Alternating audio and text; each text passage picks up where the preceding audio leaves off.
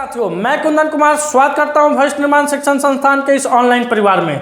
दोस्तों, आज के सेशन में हम देखेंगे कल के दिनों में घटित देश विदेश में राष्ट्रीय एवं अंतर्राष्ट्रीय खबरें जो आगामी आपके किसी भी परीक्षा के दृष्टिकोण से बेहद ही महत्वपूर्ण होने वाली है।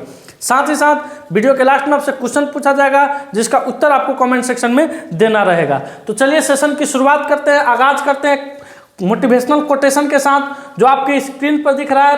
परिणाम आपके संघर्षों के अनुसार जन्म लेता है। आप जिस तरह से परिणाम कीजिएगा, जिस तरह से परिश्रम कीजिएगा, जिस तरह से मेहनत कीजिएगा, उसी के अनुसार उसका फल मिलेगा।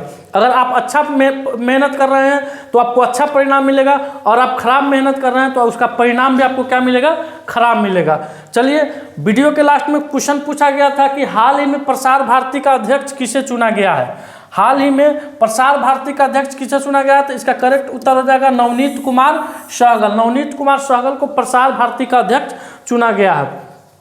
अब चलिए आज का सेशन यानी आज का जो पहला क्वेश्चन है दोस्तों आपके स्क्रीन पर, अंतर्राष्ट्रीय वन दिवस कब मनाया जाता है, यानी वर्ल्ड फॉरेस्ट डे कब मनाया जाता है दोस्तों? 14 मार्च, 20 मार्च की, 12 मार्च की, 21 मार्च।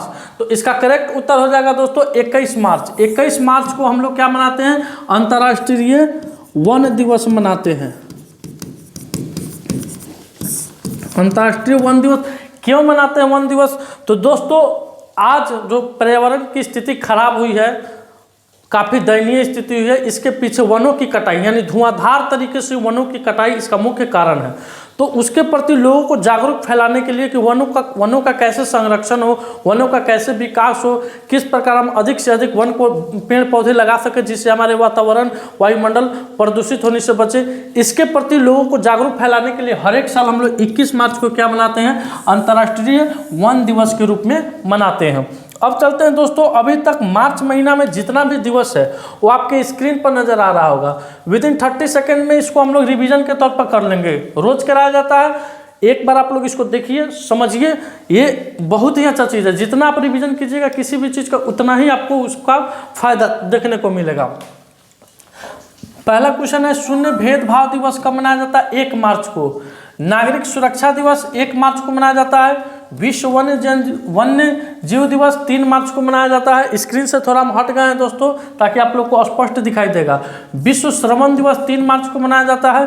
राष्ट्रीय सुरक्षा दिवस 4 मार्च को मनाया जाता है। घना स्वतंत्रता दिवस 6 मार्च को मनाया जाता है। जन औषधि दिवस 7 मार्च को मनाया जाता है। अंतर्राष्ट्रीय महिला दिवस 8 मार्च को मनाया जाता है। मॉरिशस स्थापना दिवस 12 मार्च को मनाया जाता है। धूम्रपान निषेध दिवस 13 मार्च को मनाया जाता है। विश्व किडनी दिवस मार्च महीने के दूसरे गुरुवार को, और ये मार्च महीने के दूसरे बुधवार को मनाया जाता है। विश्व उपभोक्ता अधिकार दिवस 15 मार्च को मनाया जाता है। राष्ट्रीय टीकाकरण दिवस 16 मार्च को मनाया जाता है। राष्ट्रीय आयुध निर्माण दिवस ये 18 मार्च को मनाते हैं। अंतर्राष्ट्रीय ग्राहक दिवस 19 मार्च को मनाते हैं। और विश्व गौरैया दिवस, अंतर्राष्ट्रीय खुशहाली दिवस और विश्व मौखिक स्वास्थ्य दिवस, ये सभी दिवस कब मनाते हैं? तो ये 20 मार्च को मनाते हैं। तो ये आपके स्क्रीन पर मार्च महीने के अब तक जो भी दिवस मनाए गए हैं उसको यहाँ उसका डाटा दिया गया है। आप इसका स्क्रीनशॉट ले लीजिए और इसको रिवीजन करते रहिएगा। चलिए बढ़ते हैं अगले क्वेश्चन की तरफ। अगला क्वेश्चन है बिहार से, और काफ़ी शर्मनाक क्वेश्चन है, इसकी जितनी घोर निंदा की जाए उतनी ही कम है।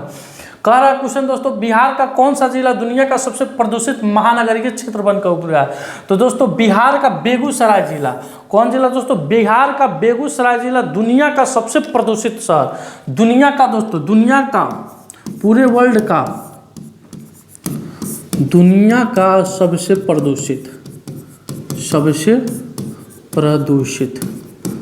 प्रदूषित महानगरीय क्षेत्र बनकर यह उभरा। भारत का तो है ही है, साथ ही यह दुनिया का सबसे प्रदूषित महानगरीय क्षेत्र बनकर उभरा है। तो इस पर वहाँ के सांसद महोदय हैं गिरिराज सिंह। बेगूसराय के सांसद कौन है? गिरिराज सिंह हैं। या जिला प्रशासन को इस बात को ध्यान देना होगा कि किस तरह से प्रदूषण के क्षेत्र में वहाँ काम किया जाए, ताकि यह जो फर्स्ट का श्रेणी है, नंबर 1 का जो ये ताज पहने हुए हैं प्रदूषण के मामले में, ये ताज उतरकर कम से कम 2, 3, 4, 5 या 10 पायदान पर चला जाए। चलिए आगे बढ़ते हैं अगले क्वेश्चन की तरफ। अगला क्वेश्चन है आपके स्क्रीन पर, कि हाल ही में किसने know your candidate app launch किया है। हाल ही में किसने know your candidate app launch किया। तो दोस्तों जानते हैं पहले नो योर कैंडिडेट ऐप ये क्या होता है। दोस्तों आप अक्सर बैंक में जाते होइएगा, आपका KYC कराया जाता है। क्या कराया जाता है? KYC कराया जाता है, जिसमें आपकी आधार हुआ, पैन हुआ, फोटो हुआ, ये सारी चीज़ें जो भी डॉक्यूमेंट्स है उन सभी चीज़ों को क्या किया जाता है उसमें लिया जाता है। उसी तरीक़ा से दोस्तों इलेक्शन कमीशन ने जो भी कैंडिडेट यानी लोकसभा चुनाव में जो भी कैंडिडेट खड़ा होंगे मैदान में, चुनावी राजनीति में अपना बिगुल ठोकेंगे, ताल ठोकेंगे, उन सभी को नो योर कैंडिडेट ऐप के माध्यम से आप उन सारे कैंडिडेटों के बारे में अध्ययन कर सकते हैं, उन सारे कैंडिडेटों के बारे में जान सकते हैं कि उनका पूरा हुलिया इस ऐप के माध्यम से आपको बताया जाएगा। तो यह किसके द्वारा लॉन्च किया गया है? तो अभी चुनाव आयुक्त नियुक्त हुए हैं, मुख्य चुनाव आयुक्त राजीव कुमार, इनके द्वारा यह क्या किया गया है? लॉन्च किया गया है नो योर कैंडिडेट ऐप को। अब चलते हैं दोस्तों अगले क्वेश्चन की तरफ।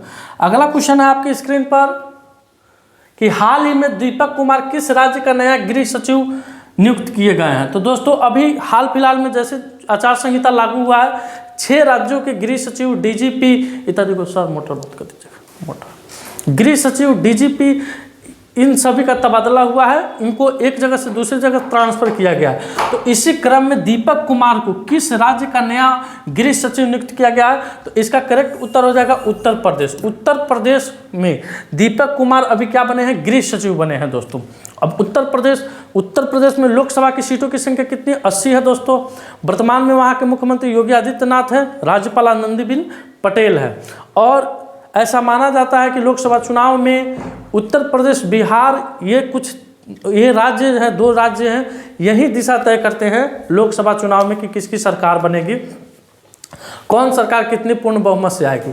अब आपके स्क्रीन पर दिख रहा है उत्तर प्रदेश के बारे में कुछ फैक्ट, यानी विगत ये 6 महीना में उत्तर प्रदेश में करंट अफेयर से जो भी क्वेश्चन है उसको मैंने यहाँ पे रखा। इसमें से भी क्वेश्चन तो बहुत सारा बना है दोस्तों, लेकिन जो इंपॉर्टेंट क्वेश्चन है, इंपॉर्टेंट है, जो आपके परीक्षा में या तो पूछ दिया गया है या पूछने की उसकी संभावना है, उन सभी चीज़ों को यहाँ पे क्या किया गया है? रखा गया।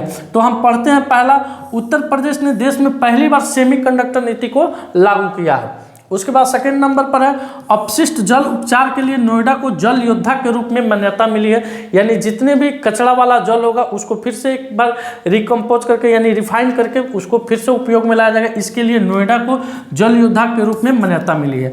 आदि योगी शिव की 242 फीट ऊंची प्रतिमा नोएडा में स्थापित की जाएगी। उसके बाद है यूपी सरकार ने संपत्ति संबंधित समस्याओं के, यानी यूपी में जो भी संपत्ति संबंधित समस्याओं हैं उसको कम करने के लिए गिफ्ट डीड योजना शुरू की थी। ये पिछले साल 2023 का क्वेश्चन है दोस्तों। Uttar Pradesh 100% ODF plus coverage हासिल किया है, यानी उत्तर प्रदेश में 100% ODF क्या कर लिया गया? कवरेज को हासिल कर लिया गया। उत्तर प्रदेश का पहला पशु सौदा गृह लखनऊ में खुला है। कुछ टाइपिंग में मिस्टेक हो जाता है दोस्तों, इसको आप सुधार लीजिएगा। हम लोग भी कोशिश करेंगे कि टाइपिंग करते वक्त थोड़ा ये सब चीज़ों को, छोटी छोटी गलतियों को देखा जाए, क्योंकि छोटी गलती से ही बड़ी गलती हो जाती है। आप कुछ छोटी गलती करने जाइएगा, उसी से क्या हो जाएगा? आपसे बहुत बड़ी गलती हो जाएगी, जिसका अंजाम आपको बहुत भुगतना पड़ेगा, उसका खामियाजा बहुत खराब होता है। तो छोटी गलती को कभी नज़रअंदाज नहीं करना चाहिए। आइए अब अगले क्वेश्चन की तरफ बढ़ते हैं। अगला क्वेश्चन है हाल ही में भारतीय नौसेना ने अनुसंधान के लिए किस IIT के साथ साझेदारी की है? तो दोस्तों अभी भारतीय नौसेना ने अनुसंधान के लिए IIT खड़गपुर के साथ, किसके साथ दोस्तों? IIT खड़गपुर के साथ यह साझेदारी की है। अब नौसेना, भारतीय नौसेना, तो आपके दिमाग में यह बात आना चाहिए कि आज से 3 रोज क्लास में पहले मैंने भारतीय नौसेना के बारे में ये क्वेश्चन पढ़ाया था कि भारतीय नौसेना का नया मुख्यालय यानी नया भवन कहाँ बना है। तो यह नई दिल्ली में बना है, जिसके उद्घाटन करता राजनाथ सिंह, भारत के रक्षा मंत्री है, उनके द्वारा किया गया था दोस्तों। अब जानते हैं दोस्तों कि सेना संबंधित चाहे कोई भी क्षेत्र संबंधित वह IIT से समझौता करता है, उन सभी का यहाँ पे एक नोट्स तैयार किया गया है। लगभग 4 क्वेश्चन का है, चलिए देखते हैं। यूपी सरकार ने बेहतर आपदा प्रबंधन के लिए IIT रुड़की के साथ समझौता करने पर फैसला किया है, यानी यूपी का सरकार आपदा प्रबंधन के लिए, यानी आपदा के बारे में विशेष अध्ययन करने के लिए, गहन अध्ययन करने के लिए IIT रुड़की के साथ क्या किया है दोस्तों? समझौता किया है। IIT गुवाहाटी ने उन्नत स्वास्थ्य देखभाल के लिए स्वास्थ्य परियोजना का उद्घाटन किया है। ये IIT गुवाहाटी के द्वारा यह काम किया गया है। उसके बाद है भारतीय नौसेना ने आईआईटी कानपुर के साथ नवाचार और अनुसंधान के लिए समझौता ज्ञापन पर हस्ताक्षर किया है। नेक्स्ट है आपका आईआईटी रोपर ने शोधकर्ताओं ने सतलज में एक दुर्लभ धातु की खोज की, यानी आईआईटी रोपर के शोधकर्ताओं के द्वारा सतलज नदी में एक दुर्लभ धातु की क्या की गई है, खोज की गई है। ये दोस्तों आईआईटी से संबंधित कुछ फैक्ट हैं जिसको आप नोट करते रहिएगा, चाहे स्क्रीनशॉट ले लीजिएगा तो वो भी अच्छा रहेगा, और नोट कर लीजिएगा तो सबसे ज़्यादा अच्छा रहेगा, आपके लिए बहुत बेटर रहेगा। अगला है हाल ही में दुनिया का सबसे खराब हवा वाला देश कौन बना है। हाल ही में दुनिया का सबसे खराब हवा वाला देश कौन बना है दोस्तों, तो आपके सामने ऑप्शन है बांग्लादेश, पाकिस्तान, भारत। और नंबर 1 पर बांग्लादेश है, यानी बांग्लादेश बना है, नंबर 2 पर पाकिस्तान है, और नंबर 3 पर क्या है, अपना देश हिंदुस्तान है। गर्व कीजिए। तो बांग्लादेश का जो एयर है वह कितना % खराब है, तो 79.5 इसका रेटिंग आया है। उसके बाद पाकिस्तान का 73 है, 73.7, और इंडिया का 53.5 है, ये रेटिंग आया है दोस्तों। तो अभी एयर प्यूरीफाई का और पूरे भारत में पहला स्थान किसका आया है, तो बेगूसराय का आया है, आपको 2 नंबर क्वेश्चन में बताया गया। तो इसका करेक्ट उत्तर क्या हो जाएगा, बांग्लादेश हो जाएगा। अब चलते हैं अगले क्वेश्चन की तरफ। अगला क्वेश्चन है दोस्तों, हाल ही में तेलंगाना और पुडुचेरी के राज्यपाल का अतिरिक्त प्रभार किसे दिया गया है। तो दोस्तों हाल ही में आपको देखने को मिला कि तेलंगाना और पुडुचेरी के जो राज्यपाल थे उन्होंने अपना इस्तीफा राष्ट्रपति द्रौपदी मुर्मू को दे दिया, तो वो स्थान खाली हो गया। तो अब उस स्थान पर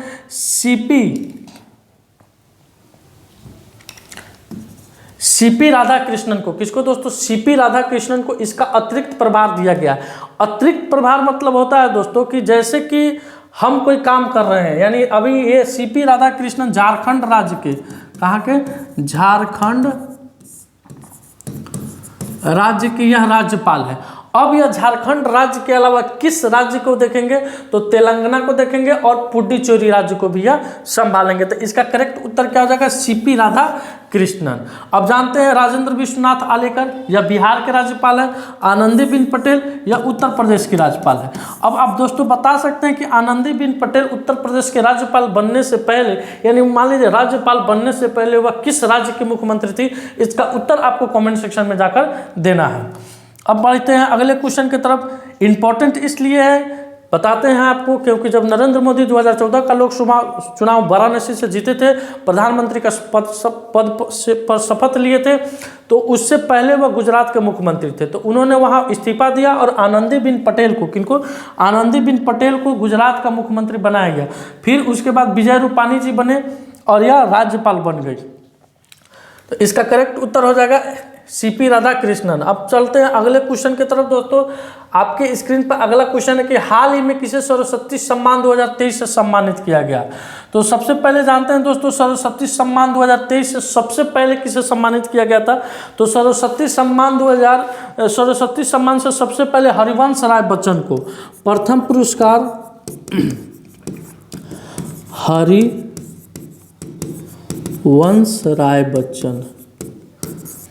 हरिवंश राय बच्चन को दिया गया था। और अब की बार क्या, यानी 2023 का सम्मान किसे मिला है, तो प्रभा वर्मा को मिला है। किसे मिला है, प्रभा वर्मा को। अब आपके स्क्रीन पर कुछ अवार्ड है, कुछ सम्मानित किया गया, कुछ पुरस्कार है, उनको दिया गया है। यानी 77वें बाफ्टा अवार्ड 2024 में सर्वश्रेष्ठ फिल्म का अवार्ड ओपेनहाइमर ने जीता है। 58वें ज्ञानपीठ पुरस्कार से गुलजार और राम भद्राचार्य को सम्मानित किया गया है। केपीपी नाम्बियार पुरस्कार से एस सोमनाथ को सम्मानित किया गया। नीदरलैंड के इरानसा पुरस्कार 2024 से अमिताभ घोष को सम्मानित किया गया। और भारत को खसरा रूबेला चैंपियन का पुरस्कार मिला। मिस वर्ल्ड 2023 का खिताब क्रिस्टीना पिचकुआ ने जीता है। तो ये आपके सामने कुछ है, इसको आप स्क्रीनशॉट ले लीजिए, नोट कर लीजिए, जो करना है निश्चित कीजिए।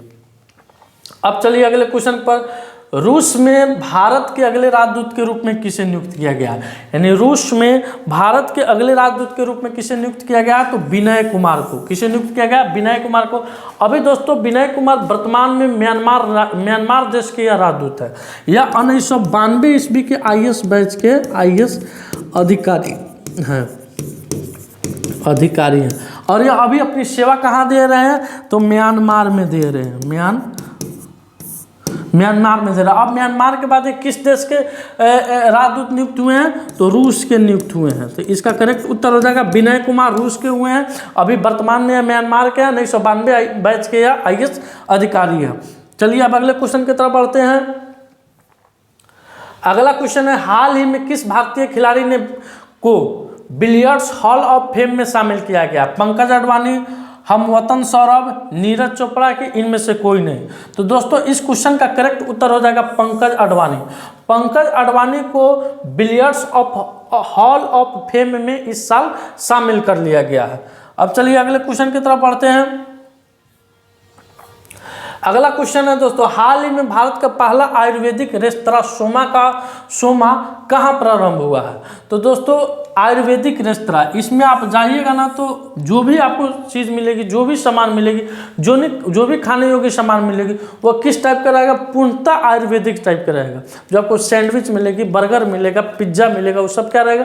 आयुर्वेदिक टाइप का रहेगा। तो इसका उद्घाटन हाल फिलहाल में कहाँ किया गया है? नई दिल्ली में किया गया है। तो इस क्वेश्चन का करेक्ट उत्तर आपको नई दिल्ली हो जाएगा। अब चलते हैं अगले क्वेश्चन की तरफ। अगला क्वेश्चन है आपके स्क्रीन पर, हाल ही में कौन सा देश विश्व दूरसंचार मानकीकरण असेंबली 2024 की मेजबानी करेगा? तो दोस्तों अपना देश भारत 2024 के विश्व दूरसंचार मानकीकरण असेंबली की मेजबानी करेगा। तो इस क्वेश्चन का करेक्ट उत्तर क्या हो जाएगा? भारत हो जाएगा। अब बढ़ते हैं अगले क्वेश्चन की तरफ। अगला क्वेश्चन है आपकी स्क्रीन पर, हाल ही में किसे महाराष्ट्र गौरव पुरस्कार से सम्मानित किया गया है? तो दोस्तों अभी हाल ही में महाराष्ट्र गौरव पुरस्कार से डॉक्टर उमा रेले को, किसे? डॉक्टर उमा रेले को सम्मानित किया गया है। अब बढ़ते हैं अगले क्वेश्चन की तरफ। अगला क्वेश्चन है, विश्व खुशहाली रिपोर्ट 2024 में भारत किस स्थान पर रहा है? तो सबसे पहले जानते हैं कि विश्व खुशहाली रिपोर्ट 2024 में प्रथम स्थान पर कौन रहा है? तो प्रथम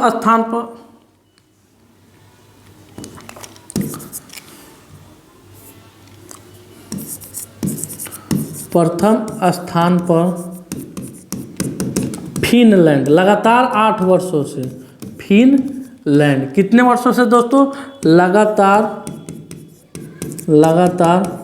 8 वर्षों से काबिज है। और इसमें पूछ रहा है कि भारत का स्थान कितना रहा? तो दोस्तों भारत का स्थान 126 रहा, 126 टाइप हो गया है दोस्तों।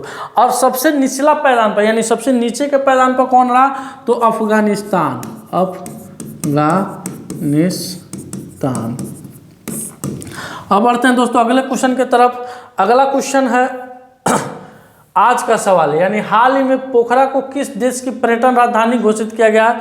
भारत, नेपाल, अमेरिका और रूस। इसका करेक्ट उत्तर आपको कमेंट सेक्शन में जाकर देना है दोस्तों पिछले बार हम लोग ने घोषणा किया था कि इस पर बहुत जल्दी, यानी रेलवे, ALP टेक्नीशियन, चाहे अन्य वनडे एग्जाम का जो भी सिलेबस होगा उसको लाया जाएगा। तो हम लोग की लगभग तैयारी उस पर शुरू हो गई है। 1 से 2 दिन में उसका भी क्लास आपको टाइम बता दिया जाएगा, उसका भी क्लास आपको देखने को इस पर मिल जाएगा। यानी एक प्लेटफॉर्म पर आप पहले करंट अफेयर्स पढ़ते थे, करंट अफेयर्स के अलावा आपको ALP का भी मिलेगा, टेक्नीशियन का भी मिलेगा, और जो भी वनडे एग्जाम है, जो भी बिहार संबंधित, बिहार पुलिस का भी एग्जाम हो, बिहार दरोगा का हो, बिहार SSC का हो, जो भी एग्जाम है उन सभी की तैयारी आपको इस चैनल के माध्यम से बिल्कुल निःशुल्क पढ़ाई जाएगी। बस आप लोगों को करना क्या है कि लाइक का बटन दबाना है, चैनल को सब्सक्राइब करना, और आपके मोबाइल में जितने भी ग्रुप हैं उन सभी ग्रुपों में इसको शेयर कर देना है। दोस्तों आज का सेशन मेरा यहीं समाप्त हुआ। अगर ये वीडियो आपको अच्छा लगे, वीडियो को लाइक कीजिएगा, शेयर कीजिएगा, और चैनल पर अगर नए आए हैं तो चैनल को सब्सक्राइब कीजिएगा। और जो क्वेश्चन पूछा गया है आपकी स्क्रीन पर, इसका उत्तर आप कमेंट सेक्शन में निश्चित दीजिएगा। कल से जो भी व्यक्ति उत्तर देगा उसका नाम यहाँ पे स्क्रीन पर लिया जाएगा। तो आप उत्तर दे, अपना नाम लिख दे। नहीं नाम लिखेगा तो हम लोग ID से खोज लेंगे कि कौन किस ID से आया, और उस व्यक्ति का नाम यहाँ पे लिया जाएगा। मिलते हैं आपसे अगले वीडियो में इसी जोश के साथ। तब तक के लिए धन्यवाद। अपना ख्याल रखिएगा। भारत माता की जय।